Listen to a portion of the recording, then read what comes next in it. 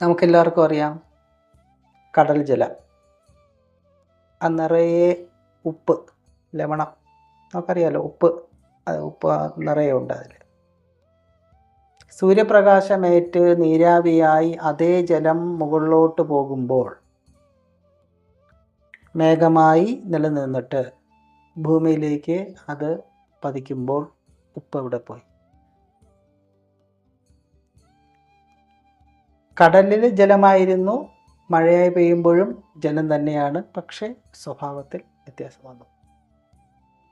അത് ഭൂമിയിൽ പലയിടത്ത് പല രീതിയിലുള്ള സ്ഥലങ്ങളിൽ അത് പതിക്കുന്നു.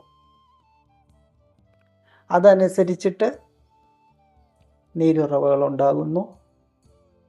അത് പൊട്ടി ഒലിച്ച് അവ ചേർന്ന് ചെറിയ നദികളും കായലും ഇതെല്ലാം ഉത്ഭവിക്കുന്നു. ഒരു 50 നദികൾ എടുത്തു കഴിഞ്ഞാൽ 50 നദികൾക്കും 50 സ്വഭാവമായിരിക്കും. കടലിലോട്ട് അത് ചെന്ന് പതിക്കുന്നതിന് മുമ്പുള്ള സ്വഭാവം നോക്കിയാൽ എന്തുകൊണ്ട് ഈ വ്യത്യസ്തത വന്നു എന്ന് വെച്ചാൽ ആ നദിയുടെ ആഴവും വീതിയും എല്ലാം ഡിപ്പെൻഡ് ചെയ്തിരിക്കും. അപ്പോൾ വ്യത്യസ്ത സ്വഭാവമുള്ള ഈ നദികൾ എല്ലാ വ്യത്യസ്തതകളും അസ്തമിക്കുന്നത് ആ കൂടിച്ചേരലിൽ ആണ്. അപ്പം ഇത്രയും വ്യത്യസ്തതകൾ ഒന്നിനും സ്ഥാനമില്ല എന്ന് സമർത്ഥിക്കുന്ന രീതിയിലാണ് ഫൈനലായിട്ട് ആ കടലായി മാറുമ്പോൾ അവിടെ സംഭവിക്കും. ഇതൊരു ഉദാഹരണമായി നമ്മൾ ചിന്തിച്ചെടുത്താൽ മാർഗങ്ങൾ വ്യത്യസ്തമായിരിക്കാം, പക്ഷെ ഈ വ്യത്യസ്തതകളൊന്നും ലക്ഷ്യത്തിലെത്തുമ്പോൾ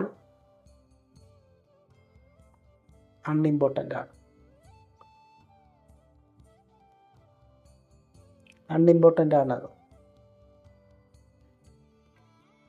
അതല്ലേ നേരത്തെ പറഞ്ഞതുപോലെ മകനൊരിക്കലും അച്ഛനാകുന്നില്ല,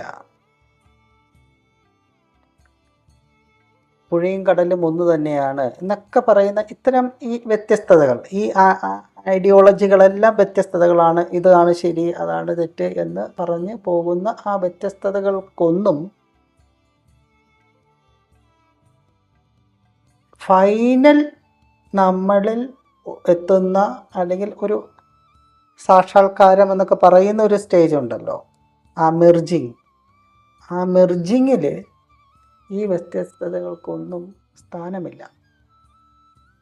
കാര്യം ഇവരെല്ലാവരും, ഈ പറയുന്നവരെല്ലാവരും ആ ഒരു ഒന്നിൽ ഈക്വലാണ്. അവിടെ പിന്നെ എന്താണോ ഉള്ളത് അതിൻ്റെ ഗുണം മാത്രമേ ഉള്ളൂ.